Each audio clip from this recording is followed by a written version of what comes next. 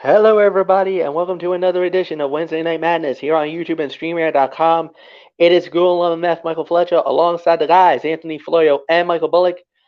Gentlemen, we got ourselves a very good show here tonight. We're not going to waste much time here.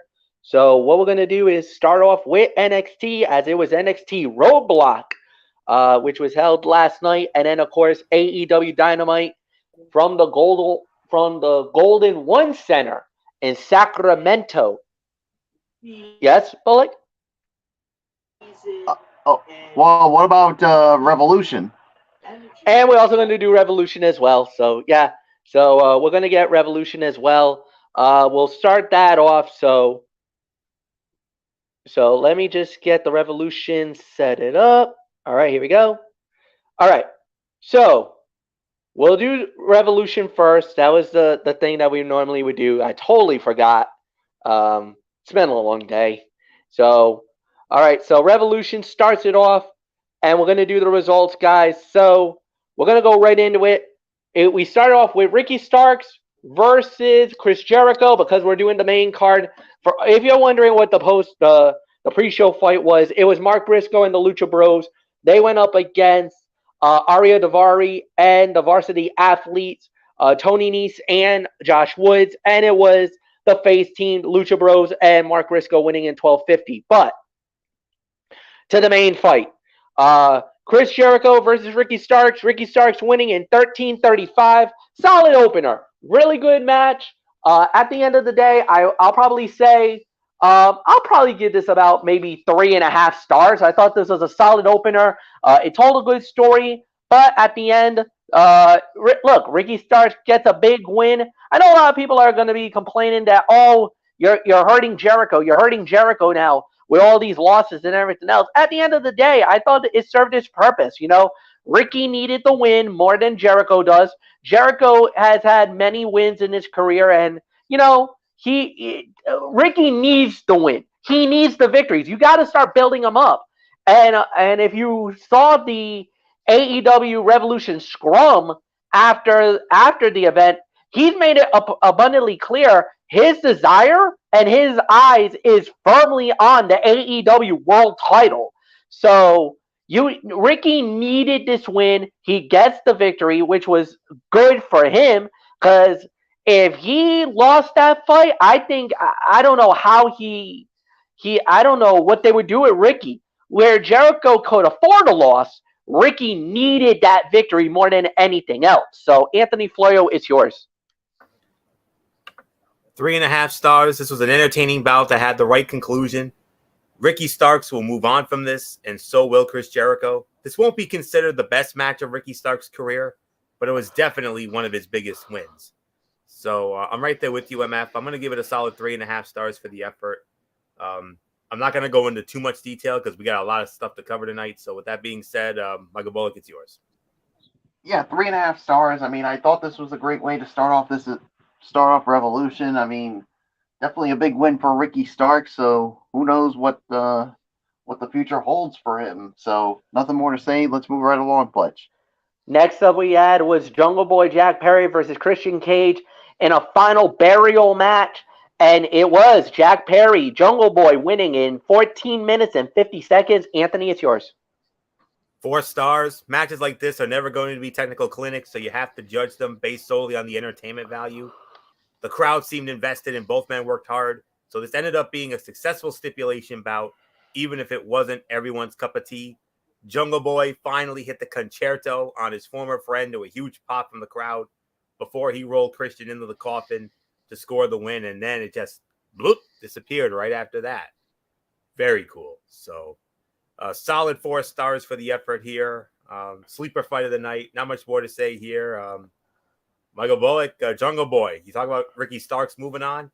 Jungle Boy can definitely move on now that he's finally put Christian in the rear view. Yeah, 4 stars for me. I mean, this was a really good match here. I mean, yeah, now definitely, I mean, I think it's on to bigger and better things now for Jungle Boy Jack Perry now that he's put Christian Cage in his rearview mirror. So nothing more to say. It's your Fletch. Partial disagreement, 3 3/4 of a star. Didn't really like the ending, and especially the way that the casket just disappeared as flat like a flash. I kind of felt like that was a little bit wonky. Even the concerto wasn't really perfect. I kind of felt like Christian kind of oversold it and didn't look great with it. A couple of botchamanias there for me, and I'm just gonna penalize it just a little, not a lot. But the match was fine. It was worth it. I thought, at first the stipulation felt a little weird to say the very least, and it kind of felt a little like but I think once we finally got the hang of it and got the match itself, it was fine for what it was worth. I just, like I said, I just thought the ending kind of could have been a lot more better than what it was. But that's just a minor nitpick for me more than anything else. All right, next up, guys, we had on this fight card was the House of Black going up against the Elite for the Trios Championship. Winners of the bout in 18 minutes and new AEW World Trios Champions, the House of Black, Malachi Black, Brody King, and Buddy Matthews winning it all. Michael Bullock, it's yours. 4.25 stars. I mean, what can you say about this? This was a fun and entertaining match. I mean, I know I went with the Elite here, but I'm not at all surprised about the House of Black going over, and nobody deserved it more than these three guys. And yeah, I mean, don't worry. I don't think it's going to hurt the Elite a little bit. I mean, I don't think it's going to hurt them at all. So, but definitely a big win for the House of Black. So nothing more to say. Fletch, it's yours. A lot of people felt like that the Elite never should have had the Trios titles. Once they did the Best of 7 series, they kind of felt like they knew how it was going to go, even though they didn't need that moment. They didn't need to win those belts. I'm glad that they finally gave it to a true great trios like the House of Black. They've been looking for an identity. They've been looking for a moment. They kind of fell a little bit in that AEW purgatory for a little while now, and now that they finally got the belts, I think it's going to be off and onward for this team.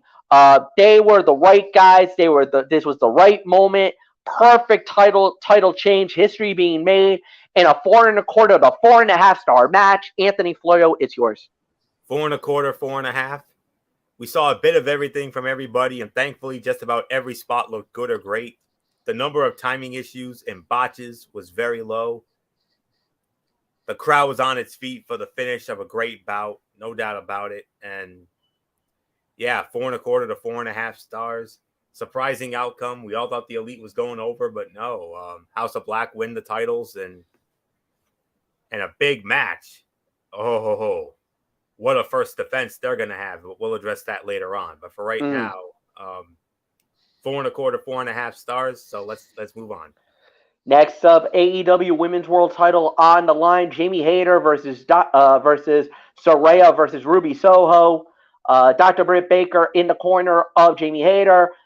Toni Storm in the corner of Saraya. Well, when it was all said and done, winner of the bout in 10 minutes. And still the AEW Women's World Champion, Jamie Hayter. Solid match, good battle, 3 stars for me. Look, the outcome was never in doubt. We knew Jamie was gonna win the match, but the bigger surprise is Ruby Soho turning on Jamie Hayter and Dr. Britt Baker and has now aligned herself with Saraya and Toni Storm. So, I mean, that kind of was probably the bigger shocker of everything else. It was a 3-star. By default, it's the worst fight of the night, but there was nothing bad about the match. So the only reason why was because there were so many other great matches still to come on this fight card. Anthony, it's yours. Solid 3 stars. Surprisingly, the match did not end as a result of a finisher. Jamie Hayter retained the title by pinning Soho after an exchange of combinations between the two of them. And then all hell breaks loose afterwards. And I'll tell you what, the way this all ended was a bit weird, but the match itself was pretty fun. All 3 competitors looked great. And Ruby Soho taking out all aligning with Toni Storm and Saraya. as part of this ongoing feud with the homegrown, with the originals and the outsiders. She's aligned with the outsiders, which makes sense because she came from WWE as well, as did Toni Storm and Saraya. So I'm all for it. She's always been a good heel. You remember when the Riot Squad first debuted in WWE way back when, and the return. And I'm going to have some fun with Bullock in just a moment because he knows where I'm going with this. Because with this heel turn, we know what it is now for Ruby Soho now, what she's going to be known as once again. So there isn't much more to say here. Solid 3, teetering on 3 1/4. I'll give it that for the efforts. So there isn't much more to say. Michael Bullock, the Punk Princess, and the Dark Angel is back. Ruby Soho aligning with Toni Storm and Saraya, the outsiders, again in the ongoing feud with the AEW originals in the best storyline the women's division has had yet. Yeah, this is definitely the best storyline that the women have had in AEW with this. I mean, Ruby Soho basically turning on Jamie Hayter, basically aligning herself with Saraya and Toni Storm, otherwise known as the Outsiders, with their ongoing feud with the AEW originals, and it's gonna brew down to blood and guts when you got the Outsiders and the originals, because we already know, obviously now it's gonna be Saraya, Toni Storm, and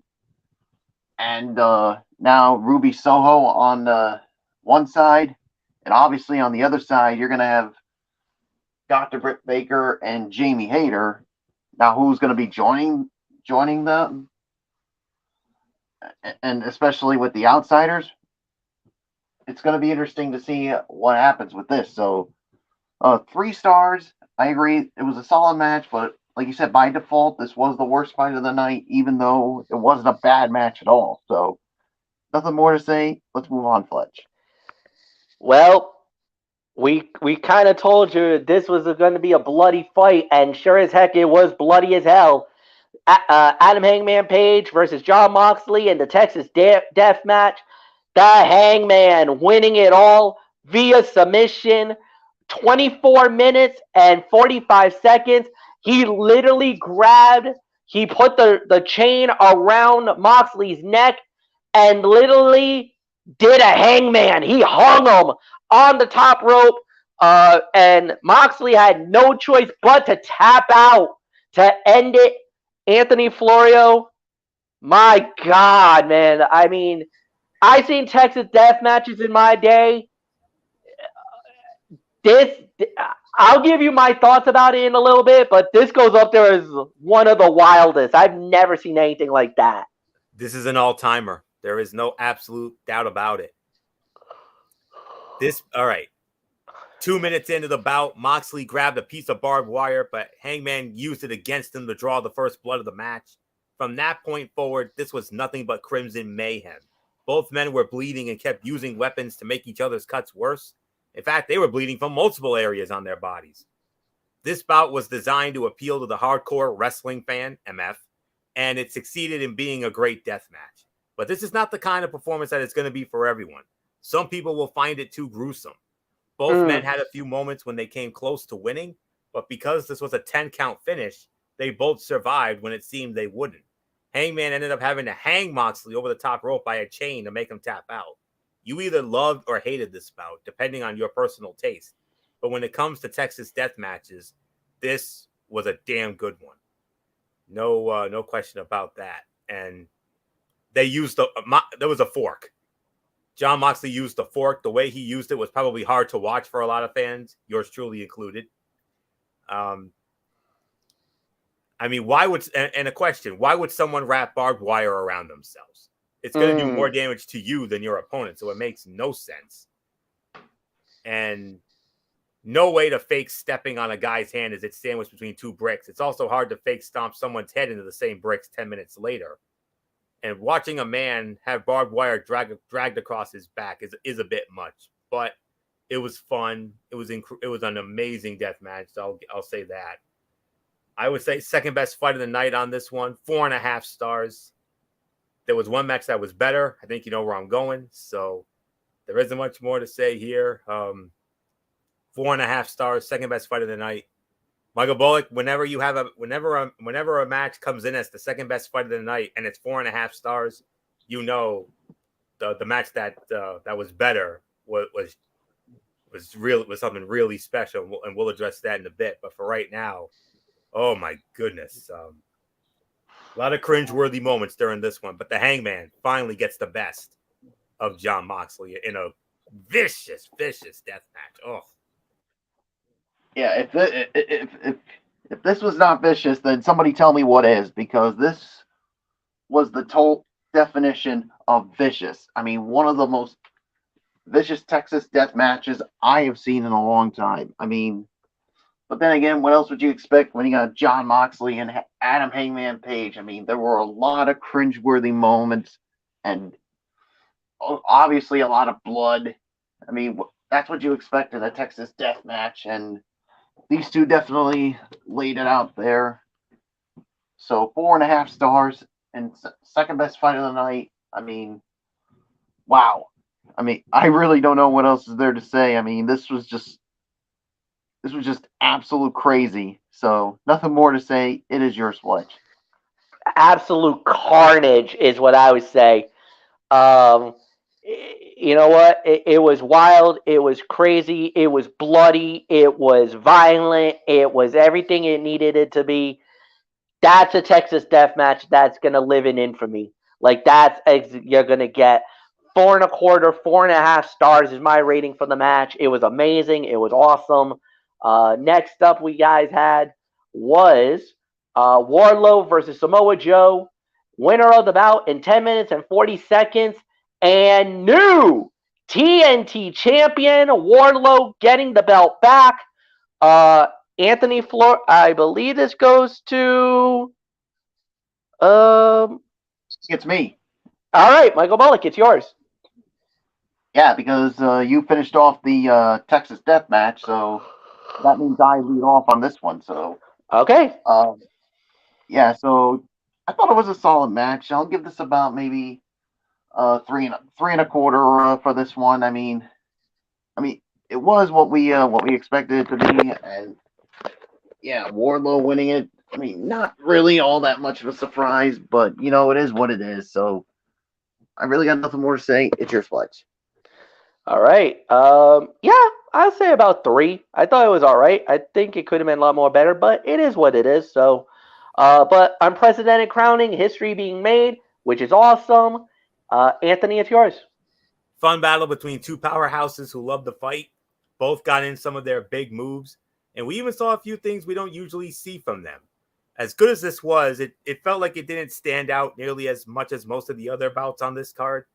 It could have been a Dynamite or Rampage main event. Not a bad thing. It just means it's hard for every bout to make an impact. And now Wardlow, once again, the TNT champion, after he made Joe pass out to a chokehold. Very, very unusual. We were expecting a Powerbomb Symphony here, but no, he submitted him. He passed him out. So another 3.25 star or so match here. So not much more for me to say here. And now, MF, we move on to a fatal 4-way match, if you will, with the World Tag Team Championships on the line. It was the Guns versus the Acclaim versus Jay Lethal and Jeff Jarrett versus Orange Cassidy and Danhausen, and the Guns won it all. 13 minutes and 35 seconds. Okay match. I mean, it wasn't anything to speak of. It was they gave it an opportunity. They tried their best. It was a solid match. Like I said, it was about a 3-star fight. There wasn't anything bad about it. It just could have been a lot more better in certain areas. But then they poked the bear, saying that they were the best tag team in the world, and that prompted FTR to show up. Finally, they showed up, and they basically did what they needed it to do. They cleared it out, the Guns, and FTR is back. That only means one thing. They're now going to probably be the ones to go after the tag titles and probably going to be the next tag champions in my mind. So nothing more to say. Anthony Florio, it is yours. Like I said, another 3-star bout. There wasn't anything bad about it, but the outcome was predictable. Predictable outcome. 3.25 stars. Fatal 4-way tag matches have to service 8 different wrestlers, so we never saw anyone spend too much time in the ring before they were replaced by either their own partner or someone from a different team. We saw some entertaining double team spots and a lot of comedic moments sprinkled throughout, but the match still had some good action. After a lot of hijinks and outside interference, the Guns took out Danhausen to retain the World Tag Team Championships. And then during the post-match, the Guns confronted by a returning FTR, about damn time. And now it looks like the Guns have their next challengers for the AEW World Tag Team Championship. We just don't know when that match is going to take place, but I'll say it like this, 3.25 stars for this effort. So not much more to say. Michael Bullock, FTR is back in AEW, and it's about damn time. Oh yeah, it's about damn time that that FTR came back, and yeah, you know they're going to be gunning for the Guns and the AEW World Tag Team titles, and I do think they're going to be the next AEW World Tag Team titles because. And the thing is, we kept worrying about FTR. Were they going to come back? Were they going to go back to WWE? They pretty much squashed all the rumors, and they're sticking around because they are the top guys. So 3.25 stars. I do agree with this. So Fletch, I think it's time for the main event. It is the main event, as it was for the AEW World Heavyweight Championship in an Iron Man match, 1-hour Iron Man match. It is MJF, the champion, versus Bryan Danielson, the challenger. When the match was over initially, the score ended up being 3-3. Then they decided that we're not going to end it with a 3-3 draw, that we're going to go for we're going to go for a bonus match. So, and the winner of the bout, in a total combined time, obviously you had the 1 hour time limit, but there was an extra 5 minutes and 20 seconds of actual overtime time. So the official time, 1 hour, 5 minutes, 20 seconds, the winner by the final score of 4-3, and still the AEW World Heavyweight Champion, Maxwell Jacob Friedman, MJF, Anthony Florio. It is all yours. It is only fitting I lead off on this because I am the authority on Iron Man matches, let me tell you. And seen a lot of those in my day. And I'm going to make a statement. I'm going to make it clear and to the point. Greatest Iron Man match I have ever seen. 5-star classic, no question about it. And I think it should be in consideration for match of the year right now. I mean, where do I even start? All right. All right. The way it played out, yes, it was somewhat predictable, but it was all executed so well that nobody cared. I didn't even care. This whole contest was exactly what it needed to be for both men to get as much out of it as possible. There are going to be complaints, but this was an absolutely fantastic main event and the best Iron Man match I have ever seen in all my years of seeing Iron Man matches. I mean, the first several minutes of this match, technical showcase, both men were trying to prove they were the superior performer. So they ended up coming to a stalemate more than once. And, the first fall didn't happen until about like 25 minutes into the match. And just, just great. And then Danielson with that Bunsaiko knee for that first fall, and then MJF got himself disqualified with a low blow, and then MJF managed to get 2 quick covers on him to tie it up, and then MJF goes up 3-2, and then Danielson ties it up with about 10 minutes to go, and we thought it was over, but then Tony Schiavone had Tony Khan in his ear and announced that per Tony Khan, we were going into overtime. I mean, same thing like with Brett and Shawn in the original Iron Man match at WrestleMania 12. But at the end of it, I mean, there were moments where we thought Bryan was going to win, and then MJF was going to steal it, and back and forth, Shakespearean drama, and then MJF got Danielson to tap out to his own submission move to win the match and retain the title. I mean, wow. And as a result of this, Bryan Danielson went on the record and said that I'm going home. Yowza. Oh boy. I think with that, it definitely had a major play in a major angle development also that went down on Dynamite, which we'll get into in a while. But oh my goodness. I mean, we've seen a lot of great Iron matches in our day. I know I have. And Brett and Shawn, they set the bar for when it comes to Iron Man matches, but this one, I believe, topped all the other Iron Man matches. I mean, there have been so many great ones in various wrestling promotions, whether it was a 60-minute one or a 30-minute one. I mean, Brock Lesnar and Kurt Angle on that SmackDown, Triple H and The Rock, Judgment Day 2000. I mean, the list goes on and on, but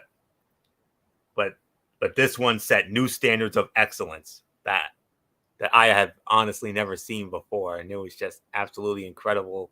And it was a joy and an experience to watch it. I mean, I was hooked for every single second of that match. So, well done to MJF, well done to Bryan Danielson, and this just goes to show Bryan Danielson is the best wrestler in the world, hands down.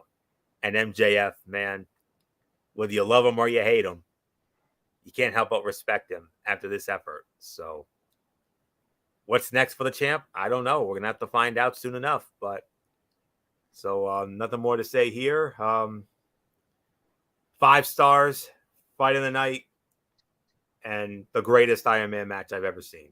So there isn't much more to say. Michael Bullock,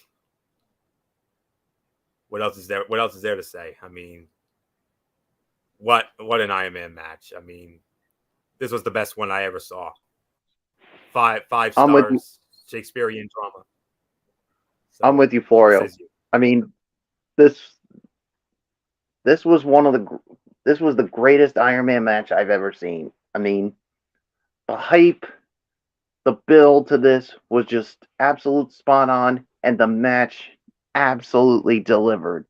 I mean, when you got 2 guys like MJF and Bryan Danielson in there, you're expecting something really special, and that's what we got here. 5 stars, greatest Iron Man match that I've ever seen. I mean, these two, they laid it out. I mean, we saw and I can't believe I'm saying this, but I even saw MJF execute a tombstone on the table. I mean, that was just freaking insane. I mean, these two, they were bleeding. They just left it all on the line. But in the end, MJF found a way, and so much so to make Bryan Danielson tap out to his own submission maneuver, the LeBell Lock. So, yeah, so whether you love MJF or you hate him, you can't help but respect him after this. And Bryan Danielson, you could just see after it's almost like he just showed that emotion And it's almost like not only did he let his fans down, but he let his own family down, especially his kids.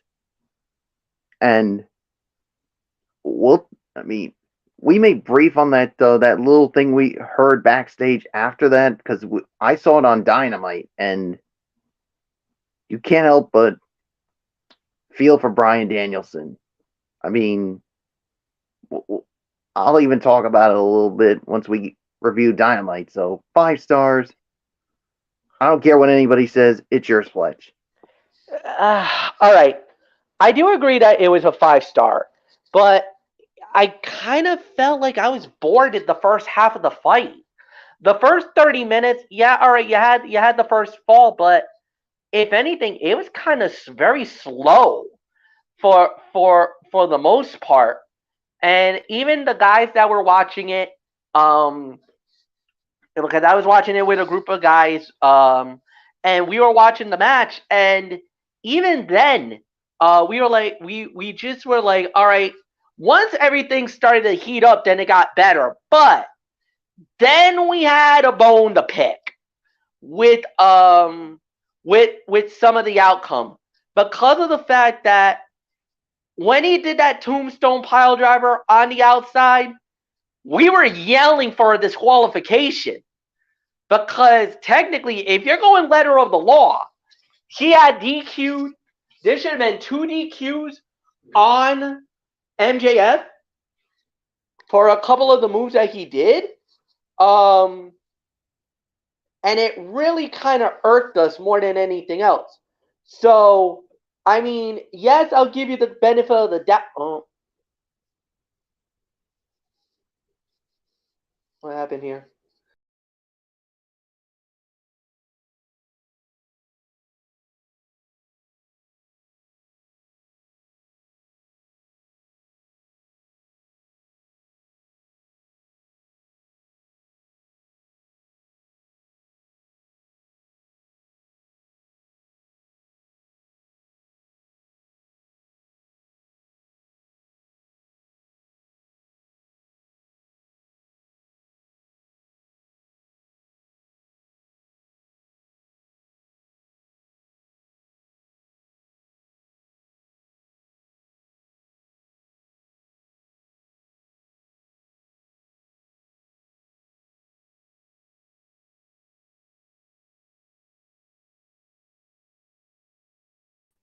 Sorry about that, guys. I don't know what happened there. I was trying to check on something because I noticed something here, and then it just, I don't know. So, all right, if you guys are with me, sorry about that. Yeah. All right, we're good here. All right, so what I was going for, what I was talking about was that we were barking about some of that. It should have been a DQ finish. That actually we would have had it 5-3 for Bryan Danielson to win the title. But I get it, you know. And then if you notice before the ending, and I know you guys didn't want to talk about it, but we got to talk about it. MJF smacked Bryan Danielson upside the head with that oxygen tank, and that should have been yet another disqualification in that part, and that would have given Danielson the championship that way too. So I mean, look, it's a 5-star, and I get it, and the way that they did it was great storytelling. But that also leaves a bitter taste in the mouth. If that's how you want your world title match to end in that kind of fashion, but you know, by all means. So it was a hell of a main event. There's really nothing more to add there. Michael Bullock, you lead off on overall thoughts. Yeah, I thought this was a very good Revolution. I mean, but then again, I mean, obviously, Fight of the Night being that Iron Man match, and then of course when you have your worst Fight of the Night being a 3-star match with the AEW Women's World Title match, that means you know you're doing something good. So I'll give this about maybe 8.5 to 9. So, Fletch, it is yours. Disagree. 9 to 9.5. I'm not giving it the full 10. There was a couple of moments that it was a little wonky. I really hated the end of the Iron Man match, so that's why I'm not giving it the perfect 10. I know a lot of people's giving it 10s and saying that it was. I'll say this: it was the best AEW pay per view of 2023. It may be the best show of 2023. I'll give you that. Uh, but I'm not giving it the perfect 10. It's 9 to 9.5. That's all I'm giving it. Florio, it's yours. I'm with MF on this one. 9 to 9.5 for me. Those couple of other matches that I thought held it back from being the perfect 10. The TNT championship and the women's championship. I mean, even though neither of them were remotely bad, they just didn't really grab us by the throat and say, "Wow, that was amazing." But the 4-way for the tag belts, I mean, that could have been better too. But all the other matches were amazing. But the two big ones, the two main selling points of this pay-per-view, the Iron Man match and the Texas Death match, both of them delivered in one aspect or another. I could go as far as to say they both over-delivered, if I'm being honest. But 9.5. And for now, key words, for now, MF, you're absolutely right. I believe this is the pay-per-view of 2023 so far. But remember, we got plenty more still to come, including a certain showcase of the Immortals on 2 nights to kick off the month of April. So, but I think AEW definitely put them on notice. No question about that. And WWE's going to be like, okay, Revolution had an amazing show. Both nights of WrestleMania. We gotta grab our fans by the throat, and we gotta really, really make them say wow. So we got a good feeling about it, but we'll wait and find out. But MF, you're right. For now, and we can't stress it. For now, stress it enough. That is, this is the pay-per-view of 2023 so far. I don't know if it's going to remain that way. I doubt it, but especially with Mania coming up. But we'll wait and find out. So. Hell of an outing, amazing show, 9.5. And now we go from a pay-per-view to, I guess you could consider this a pay-per-view on free television, in a sense. So NXT Roadblock last night, USA Network, MF. Let's go. Yeah, we started out with NXT Roadblock, and yeah, the first fight of the night we had was Tony D'Angelo versus Dijak in a jailhouse street fight. So basically what it is, it's basically anything goes, anything goes, and there is you could say there's a shark cage that's supposed to be the jailhouse. First man to get thrown in that jail cell and the door is shut on them wins the match. Tony D'Angelo wins the match in 11 minutes and 11 seconds. I gotta say this. Better than expected. Pleasant surprise. 3 to 3.5 stars is my rating for the match. I think they did a really good job with it. I love the emphasis of the fight. And like I said, this was a pleasant surprise. Probably better than expected. And I think the bigger shocker is that they gave the win to Tony D'Angelo, because I honestly thought Dijak was going to win this. So nothing more to say. Anthony Florio, it's yours. What was the time again? 11:11. 11:11. I like that. All right. Once again, MF, theme of the night so far. I agree with you. And I'll take it a step further. I think you'll agree with me when I say sleeper fight of the night. Agreed. 3.25, 3.5.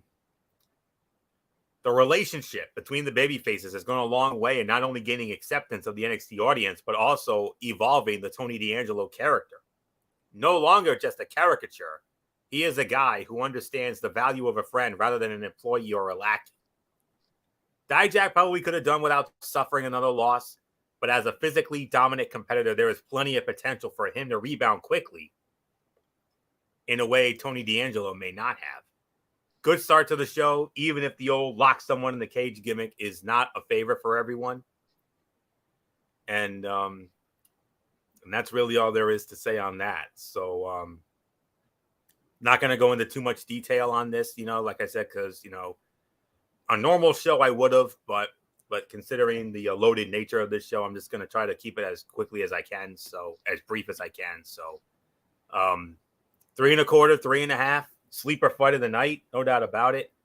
And Michael Bullock, huge win for Tony D'Angelo, defeating Dijak in 11-11 in this jailhouse street fight. Very unique match. Very unique. Yeah, this was the sleeper fight of the night. I mean, I didn't know what to expect out of this, but this was better than what I expected. 3.5 stars. Yeah, made a big win for Tony D'Angelo. I think there's still a chance Dijak could bounce back eventually. We'll wait and see. So a good solid start. 3.5 stars. So let's move on, Fletch. All right, next up on the fight card that we have here, let's see, after we had a whole bunch of promo stuff. I mean, there was a lot of promo stuff in this show here. All right, so we was the Creeds and NXT champion Braun Breaker. They went up against all 3 members of Indus Veer Mahan Sangha, and Jinder Mahal. When it was all said and done, it was Braun Breaker and the Creeds winning the match in 11 minutes and 14 seconds. Anthony, it's yours. Almost the same amount of time, just 3 seconds longer. Yep. Fun, action-packed bout that gave Breaker and the Creeds a hard-fought win. Indus and Mahal lost, but they did so to a team that features the NXT champion, which lessens the blow. The heel trio can be rebuilt if those in power see fit, but they could easily make the jump to the main roster as well.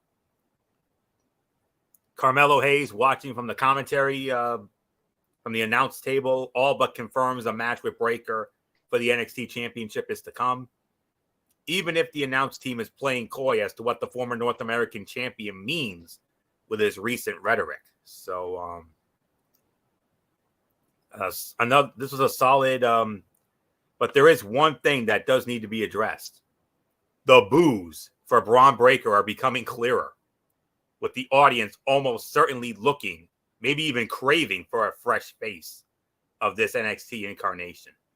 That's something that needs to be kept an eye on. So with this, I'll give it about another 3 1/4, 3 1/2 for the effort here. So not much more to say here.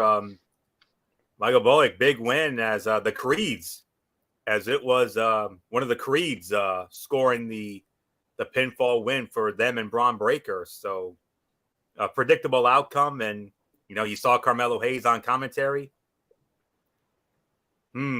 Seeds are being planted for what could be the most anticipated NXT main event in some time. Oh yeah, definitely. I'll give this about another 3.5 when it comes to this. I mean, a big hard fought win for Breaker and the Creeds. I mean, Indus definitely gave them all they can handle, but they found a way to get it done. So nothing more to say. It is your Fletch. Yeah, like you said, 3 stars, solid match. Really nothing more to add here. So the next thing that we did have, guys, on that was, it was time. It was Gigi Dolan versus JC Jane, as Talk of the Attraction finally has their implosion. Gigi winning the match in 8 minutes and 1 second. Michael Bullock, it's yours. 2.5 stars. I'll give it that. I mean, a big win for Gigi, but after the match, I mean, JC Jane basically went to town on Gigi Dolan, even to the point that she had wrapped the chair right around her neck. I'm thinking, oh geez, this is not going to end well. But the referees basically put a stop to it. So I'm saying this feud is definitely far from over. I mean, Gigi may have won it, but I think JC Jane basically made her point that this feud is far from over. And I think I know where this feud is going to continue. Stand and Deliver. And I think it could be maybe that last woman standing match we've been talking about. But Yeah. we'll wait and see what happens with that. I mean, I definitely see it happening. I don't know what you guys think, so it's yours, Fletch. 2.5 stars, It's my been rate. it's been rumored. We've heard about it for a little while now. It was a fine match. It was, I mean, it wasn't perfect, and I think some people even said that the match was disappointing. Which, okay, I'll give you the benefit of the doubt. I think it was disappointing. It could have been a lot more better than what we were thinking, and with everything that the match was hyping about. So yeah, it was a little bit of a disappointment, but at the end of the day. It was solid for what it was worth, but at the end, we witnessed it. So we witnessed history being made yet again, and successfully defending the title. And nothing bad to say. I mean, this was about 2.5 stars for me. So Anthony, it's yours. Yeah, 2.5 stars. I agree. The match we got here was not reflective of the tone set by the creative that preceded it. The intensity and physicality were nowhere near what they needed to be. Much of that can be attributed to the fact that the feud is not over by a long shot. And ramping everything up in Dolan and Jane's first showdown would be a misstep and diminish the follow-up, presumably taking place in Los Angeles on April 1. Excuse me. Okay. Commentary team put over Dolan as the sympathetic babyface while Jane was somewhat downplayed. It seemed to shine a light on which competitor is likely to benefit most from the breakup. Dolan is ready to begin her ascent as a singles competitor, while Jane needs to find her footing as a competitor and evolve her in-ring game. It will come with opportunity, but it's clear right now that Dolan is most ready to benefit from this breakup.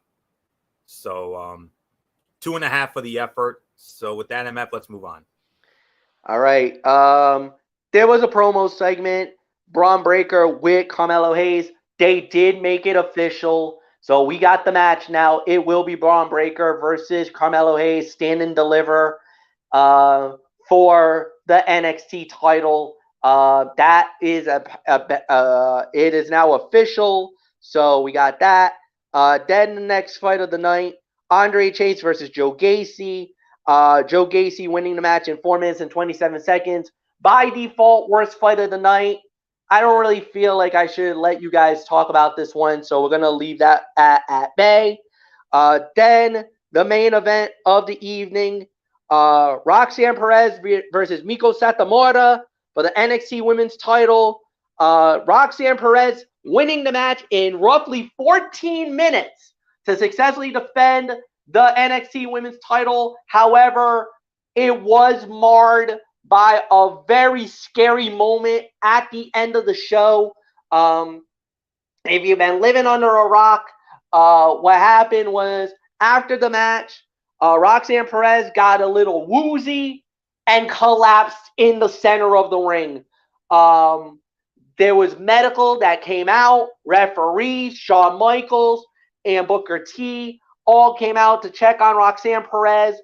Miko Satomura literally in tears, praying for good health for her. It was a great main event. It is the fight of the night. It is 4.5 stars, 4.5 to 4 3/4. But I can report tonight, guys, that that basically she was held in a hospital overnight, has been released. And this is coming from WWE themselves. They're saying that she suffered a concussion. That was the latest report we got. It is a concussion for Roxanne Perez. She was held for overnight observation. She has been released, and now she is basically she's basically in concussion protocol. So praise the Lord that she's that she's been released because Yeah. the moment when she collapsed, it kind of, and Florio, I did talk to him about it. It kind of reminded me of the whole Damar Hamlin thing. A lot of people I mean- were comparing it to Shawn Michaels.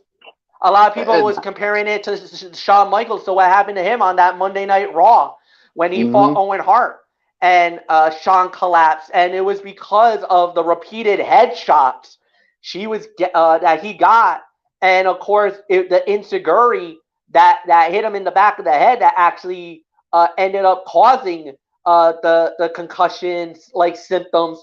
And with Miko, it was those head kicks that led to Roxanne Perez to have concussion-like symptoms and collapsed in the middle of the ring.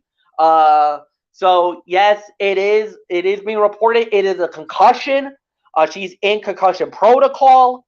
So yeah, there's really nothing more to add. Anthony Florio, 4.5 stars for me. Fight of the night. We knew this was going to deliver. Obviously, it was definitely overshadowed by the saddened turn of events that happened after the match was over. But my God, the match itself was absolutely amazing. I think 4.5 might be a bit of an overreach, MF, but I will agree with you. It was the fight of the night here, no doubt about it. I'll give it. I'm going to go a little lower than you. I'm going to give it about 4 to 4.25. I will give you that. I definitely agree. It was the fight of the night. No question about it. All right. Gutsy showing for Roxanne Perez,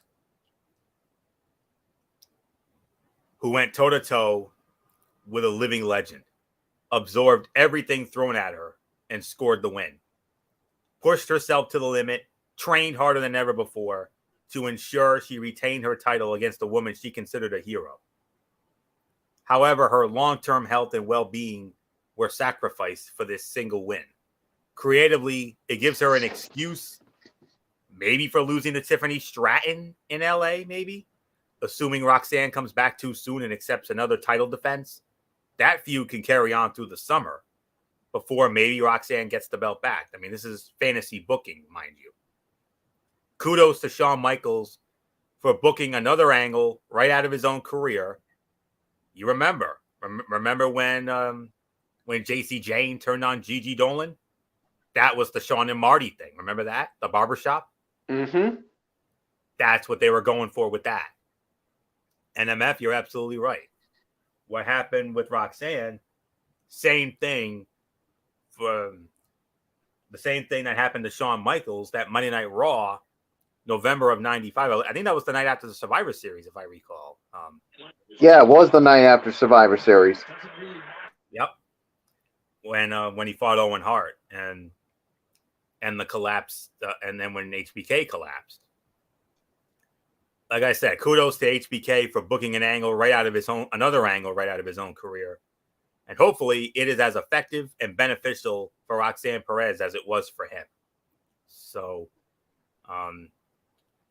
not much more for me to add on here. 4.5, a little bit of an overreach, but I will give it 4 to 4.25, though. I agree with that. That's the fight of the night. It was the fight of the night, no question. So, fantastic main event. So, praise the Lord, Roxanne's okay. I definitely had the flashbacks to Damar Hamlin, with the whole collapsing thing, but we should have figured this was more of a storyline angle than a real thing. But Bullock and I treated it like it was a real thing, so that's how effective it was. So they wanted you, they wanted you all to think that that it was real, and even though it was a storyline angle, Bullock and I fell for it hook, line, and sinker. That's effective. So very effective. 4, 4.25, fight of the night, no doubt about it. Overall review time. Let's go. Oh, I got to give my thoughts on it. Actually, give Bullock, yeah. Oh, yep. Yeah. I got a little ahead of myself on my own. So That's fine. Go ahead, Marky. Tonight. Big night. All right, 4, 4.25. I agree with it. I mean, yeah, it definitely got overshadowed with what happened with Roxanne Perez, and you could just see the emotion out of Miko Satomura. I mean, she realized like it almost looked like she was crying. I mean, she didn't do anything wrong. I mean, I'm sure Roxanne wanted Miko to bring her A game, which she definitely did. And yeah, I mean, looks like she's fine. I mean, she's in concussion protocol. So we're going to have to wait and see what the status is of Roxanne Perez as we get near and near to Stand and Deliver. And yeah, I mean, and especially now with Tiffany Stratton saying she wants to be the next champion, you wonder if Tiffany Stratton might do something to goad Roxanne Perez to come back for Stand and Deliver and defend the title. So, I mean, Stratton's going to be up to something. Oh, Pretty she sneaky smells blood in the water. She smells blood in the water. I know her. She smells blood in the water. She will do whatever it takes now to get that belt. Yeah, and if it means having Roxanne come back too soon, I mean, Stratton's got something up her sleeve, so we'll wait and see what happens with that. So 4.25 fight of the night. Now let's get into overall thoughts. All right, and it starts with Anthony Florio. 7.5. Very good show.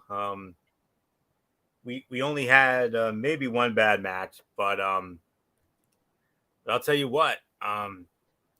Two very good segments. The Carmelo Hayes and Braun Breaker segment, which set up the big showdown. That was a subdued promo that highlighted two competitors who have respect for each other and will leave everything in the ring to prove they are the superior wrestler come April 1. Bullock, you got yourself one hell of a main event for Stand and Deliver. That's a Stand and Deliver worthy main event. And a main event worthy of being on WrestleMania weekend. No doubt about that. So Bullock, I know you're going to, I know it's got to be a big moment for you to have a main event of that caliber. Get ready. And then, of course, the other big segment of the night, and this turned out to be a very good segment. The Grayson Waller experience with Shawn Michaels and then Johnny Gargano. I'll tell you what, Grayson Waller, to take the next step, he's now going to have to beat Johnny Wrestling in what is the heel's most significant match to date. And for a show that, we always criticize for its baffling creative choices, that was fantastic. Grayson Waller shined on that one, and Michaels was great as the defiant authority figure, and Gargano popped the crowd. So, and even commentary, too. Vic Joseph was freaking out. So, and rightfully so. Bullock would have done the same thing as he's the voice of the show. So, oh, man. So 7.5 for me. Main event fight of the night. Sleeper fight of the night, that jailhouse street fight, that was far better than it had any right to be. And the other matches, did their job. And now Stand and Deliver is really taking shape now, including the main event, which we all agree is, one of the most exciting main events. It's the most exciting main event of this era so far. And I can't wait to see those two throw down in Staples. So not much more to say. 7 to 7.5 for me. So I would have gone higher, but that cringe ending at the end with Roxanne there, that definitely took it down a bit for me. But other than that, easily 7, maybe 7.5. So not much more to say. Michael Bullock, take a bow, son. Fantastic effort with NXT Roadblock, and you got yourself the most anticipated main event of this 2.0, whatever you want to call it, era so far. Man, I mean, yeah, when you got Braun Breaker and Carmelo Hayes facing off, this is going to be a banger of an NXT title match. And, of course, we're all going on the record. Carmelo Hayes is going to be the one to end the reign of Braun Breaker. Yeah,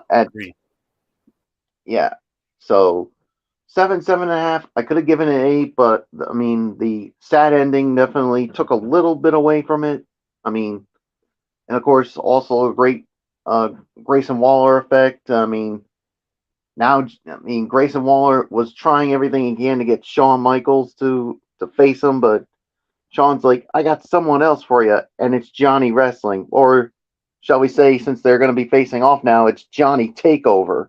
And Johnny Gargano's got some unfinished business with Grayson Waller because it was Grayson Waller who put Johnny Wrestling on the shelf, and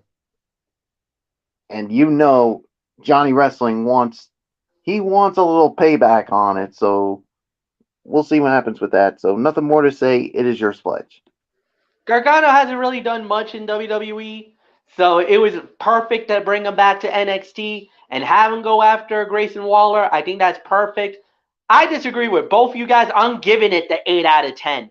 And finally, NXT finally shows its face and gives us a damn good show. We've been Anthony Florio and Michael Bullock's been poo-pooing NXT for the last few months, saying how bad it's been and everything else, and how it's been crap shows. I think and what did I say, guys? Just wait till Stand and Deliver. Whenever they do these special shows, they actually turn it up a notch. And sure enough, I was correct. I knew this was going to happen. Now we're probably going to get a couple of bad NXT. I think we're going to get back to reality.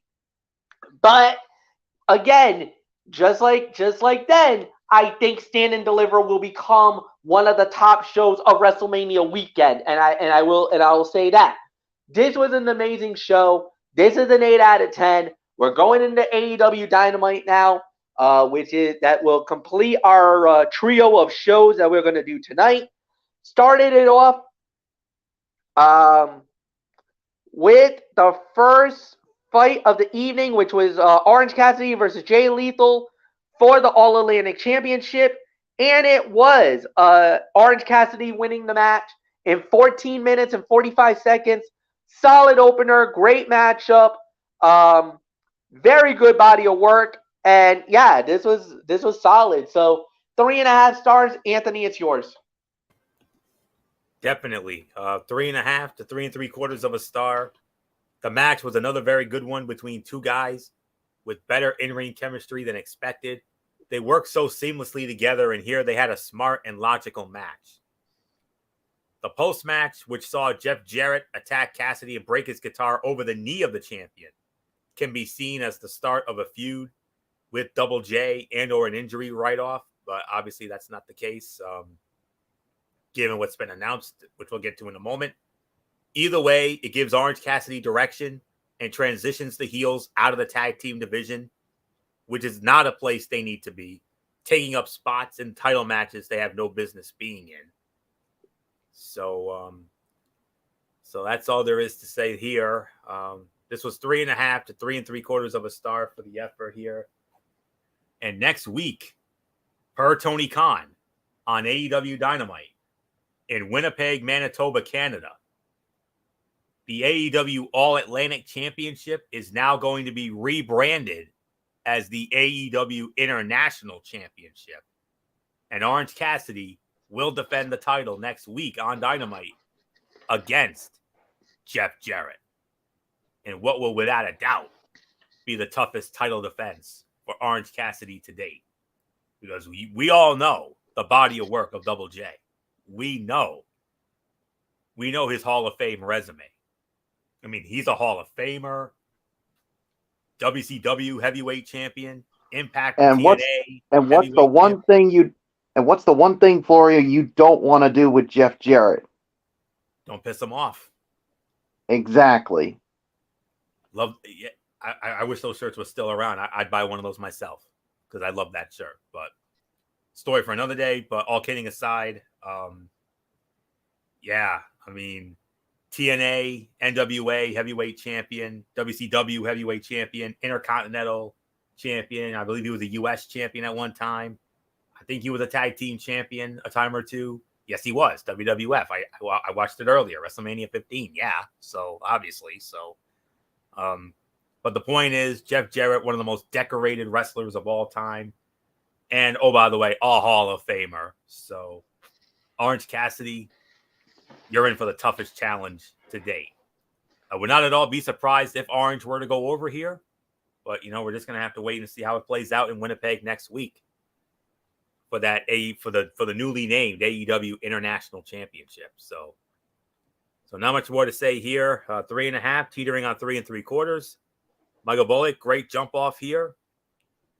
Orange Cassidy gets by Jay Lethal tonight, but next week in the first defense of the newly named AEW International Championship, without a doubt, the toughest title defense to date, going up against the Hall of Famer and many-time champion over Double J, Jeff Jarrett.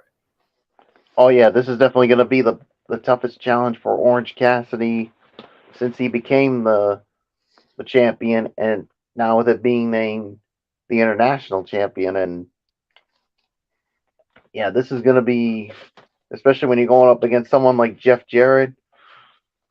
Yeah, Jarrett's going to give him all he can handle. So 3.5 stars, a solid way to start off this edition of Dynamite. So nothing more to say. Let's move on, Fletch. All right. With that said, then we had our second fight of the evening, as it was Ruby Soho versus Sky Blue. Ruby Soho winning the match in 6 minutes and 50 seconds. And Anthony, it's yours. I'll tell you what. I'll give it about 2.25, 2.5 for the effort. Beforehand, Ruby cut a scathing promo, which I thought was brilliantly done, I must say. Great heel promo there. Nice to see Ruby take center stage and have the opportunity to cut the promo without sharing the stage with Saraya and Toni Storm. She called out the fans' reaction to her, and while there probably could have been a more solid foundation for her heel turn, she explained her actions. Now it'll be interesting to see if she takes on a leadership role with Storm and Saraya, or if she eventually slinks into the background in favor of the former anti-diva. So, outcome never in doubt. We all knew that Ruby was going over here. So not much more to say here. I'll give it in excess of 2.25, 2.5. So not much more to say here. Michael Bullock, nice showcase for Ruby. Showcase match against the young up and coming Sky Blue. But beforehand, that scathing heel promo she cut, brilliantly well done. Yeah, this was very well done. I mean, cutting that scathing promo, basically pissing on all over the AEW fans for their reaction to what she did. And I'll tell you what, we've been all over AEW for how they've been handling Ruby Soho, but this heel turn is definitely working, and I think this is going to start a huge turnaround for her. And her joining Saraya and Toni Storm as part of the Outsiders, I think it's going to do her wonders. So 2.25, 2.5 for the match here. So it's your Sledge. Yeah, like you said, 2.25, 2.5. It was a solid match. There's really nothing much more for us to add on that one. So we're just gonna move right on along. Next up on the fight card here, we had it was a 6-man tag team fight here. As it was the Jericho Appreciation Society, as it was Sammy Guevara, Daniel Garcia, and Chris Jericho. They went up against the Top Flight and AR Fox, and it was the Jericho Appreciation Society winning the match in 9 minutes and 40 seconds. Michael Bullock, it's yours. Solid 3 here. I mean, I thought it was a good match here. I mean, the outcome was never in doubt, but definitely Top Flight and AR Fox definitely gave them all they could handle. And yeah, so but then after the match, you had a lot of things going down. I mean, the Jericho Appreciation Society wanted the Trios Championship, but then they get confronted by the Elite, and now looks like we got ourselves a triple threat next week on Dynamite with the Elite and the Jericho Appreciation Society and and the House of Black for the trios championship. So we'll see what happens with that. But I'm already going on the record of saying this. I think House of Black will retain. I mean, it's too soon for them to lose the title after just winning it at Revolution. So nothing more to say. It's your Sledge. The only thing I'm worried about here is the only reason why I'd be a little bit worried about this is because next week is the 1-year anniversary of the Jericho Appreciation Society. And Winnipeg. And it's in Winnipeg, Manitoba, Canada. That has the makings of possibly new champions. I mean, I'm with you, Michael Bullock. I wouldn't do it. I would honestly say the House of Black should win the match. But there's a lot of variables here that makes me want to say new champions. Chris Jericho, Daniel Garcia, and Sammy Guevara. I don't want to say it, but I got a bad feeling about this. I hope that doesn't happen, because obviously, if that happens, then you just made House of Black paper champions. I mean, yeah. I mean, and after everything that we were talking about, after we've been begging and yelling for them to be champions or to give them a moment, and for that to happen, yeah, I would be pretty pissed off myself. Yeah, and if that happens, I'm calling out Tony Khan on this one, because after everything, like you said, Fletch, with the House of Black finally getting their moment, getting the Trios Championship, only to possibly lose it next week, no, that would not sit well with me at all. So, all right. Tony Khan, if you're listening right now, do not, I repeat, do not take these titles off of them, because if you do, watch out. I'm coming at you like gangbusters, and it's not going to be pretty. All right. You've been warned, Tony. Florio is yours. I don't know how to follow that, but I'll, in the immortal words of Ben Stein, as I always say, I shall do my best. So, all right. Let's see. Match was good, but was clearly secondary to the events after the bell. The House of Black is about to take a significant jump up the card by battling both the Elite and the Jericho Appreciation Society. One can only hope that Tony Khan does not make the asinine booking decision to take the titles off of them after only a week to give Chris Jericho or Kenny Omega a hometown win. Because remember, it's not just Jericho that's from Winnipeg. Kenny Omega is as well. He's from Winnipeg as well. Am I not right? He is indeed, yeah. Yep, you should know, because you follow Kenny Omega way more than Bullock and I have. So yeah. But yeah, so we got to think about that. So but the big takeaway out of that segment was when Callis when Don Callis said, "Unfortunately, Chris, you're only the second best wrestler from Winnipeg." You even heard the commentary team let out a little whoa after that. So, yeah, they felt it. They knew it. We would have done the exact same thing. So, if it was us, but wow, 3 stars for the match. Predictable outcome. We all had a feeling that JAS would go over, but now what's to follow? Regardless of the outcome, let me just say it like this. I think that match is going to steal the damn show next week. None of the other matches next week are going to come even close to that. Maybe Cassidy and Jarrett, we'll find out. But this match here, this has banger, show stealer potential written all over it. So I'm hoping House of Black goes over as well. But gentlemen, don't be surprised if either the Elite get the 3-peat or the JAS win the titles to give Jericho or Kenny a cheap hometown pop win, as both of them are from Winnipeg. So with that, 3 stars, let's move on. Next up, tag team fight, Jon Moxley and Claudio Castagnoli versus John Silver and Alex Reynolds of the Dark Order. And it was the Blackpool Combat Club winning the match 10 minutes and 25 seconds. But then it broke down as it was gang warfare.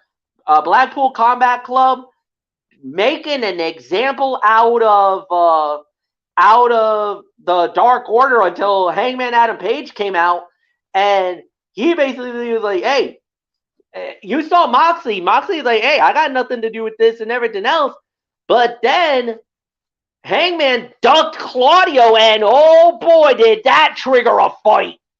Whoa. That triggered. So I don't even know what to say or what to think about that. The fight itself was 2 stars, but good Lord, that brawl after, boy, did that leave quite an impact. So nothing more to say. Anthony, it's yours. Holy heel turn, guys. It looks to me that for all intents and purposes, gentlemen, it looks like the Blackpool Combat Club have turned heel. They have. I'll confirm it. And that makes, the whole thing with Bryan Danielson saying he's going home, it now makes sense, because we all know Bryan Danielson was hands down the most popular member of the BCC and the only real babyface. So with him, quote unquote, going home for now, it frees these guys up to turn heel. And let me tell you something. We know what John Moxley when he was Dean Ambrose and Claudio when he was Cesaro. We know how great of heels they were. And you thought they were dangerous as baby faces?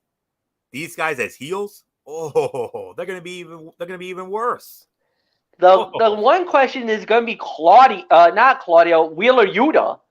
Because Wheeler's never really been a heel. He's always been more of a babyface. Even during his times in Ring of Honor or anything else, he's never really done heel work. This is going to be his first real test. Well, if I'm going to be honest with you, I think he's the one who got the ball rolling for the heel turn. I think he was the one who started to show those heelish tendencies at first. So that's just my opinion. But okay. Where do I start? It was nice to see Alex Reynolds and John Silver back on TV. They were once incredibly over and backed up that popularity with their in-ring performances, but ultimately fell into the background. Unfortunately, they were never really presented as a threat to the heels and were predictably beaten. The BCC versus the Dark Order and Hangman is certainly a direction to head in, but it is impossible not to think that Page versus Moxley really should have ended at Revolution. And I mean, we'll wait and see what happens, but I love the heel turn. I'm all for it, and I can't wait to see them as heels now. And we're definitely looking at a potential maybe 6-man here with maybe Silver and Reynolds with Hangman going up against the BCC down the road. So we'll wait and see what happens with it. But it was about a 2 to 2.5 star match. I agree with that. So with that being said, Michael Bullock, holy heel turn, Batman. The BCC have turned heel. And if you thought they were dangerous before as baby faces, them as heels, they're going to be even worse. Oh, yeah. You don't want to cross paths with them as heels now, because if you thought they were nasty as baby faces, they're going to get even more nastier as heels. And I think that pretty much explains why Bryan Danielson said he's going home, because he's the only baby face that was on that. So with him going home, it frees up Yuta, Cashinoli, and Moxley, and it made them turn heel, and that's what we get here. So 2.5. I'm with you on this one. So let's move on. All right, guys, and now that it comes up, what comes up next is actually our main event of the evening.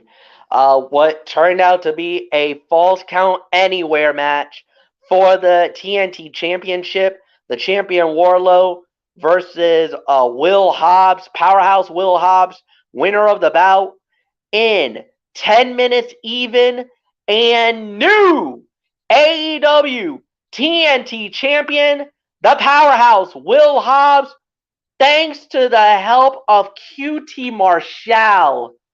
Oh, all right. Florio, you lead off on this one. What was that time again? 10 minutes. Even 10 minutes? Yeah. Yep. All right.